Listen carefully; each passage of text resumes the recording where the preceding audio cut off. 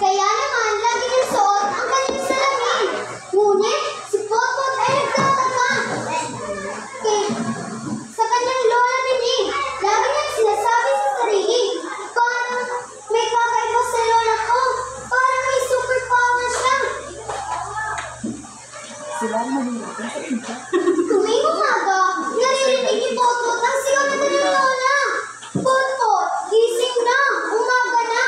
Bigla siyang babangon mula sa kanyang kama upang makita ang superpowers ng kanyang lola. Nakita ni Potpot ang kanyang lola sa kusina na nagluluto ng almusal. Bigla na lamang sa sabisang mata ay nakita niya ang nagtitimpla na ito ng gatas para sa kanya. Paano nagawa ni Lola iyon? Dahil niya sa sarili. Ang galing ng lola ko. Ako, narinig ka na pala. Umupo ka na at makapag-almusal ka na. Biga ni Lola. Mayamin na pa. Pagkatapos na kumain, ay nilipid na ng pagkakainan. Lola, tulungan na po kita, ang sabi ni Potpot. Ay, apo ko, kaya na ito ni Lola. Ang iting sagot nito sa kanya.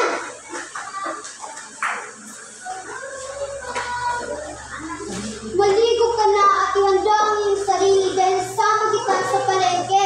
Patuloy sa kanyang lola. Yehey, talaga po? Tanong nito. Oo, ako. Wala ka namang pasok ngayon. Sagot ng kanyang lola. Dali-dali pumunta si Potpot sa kanyang silid upang maligo at ihanda ang sarili. Pagkatapos, kusya siyang lumabas ng silid at nalagyan niya ang mata sa nakita. Ha? Si Lola handa na agad sa pagpunta sa palengke?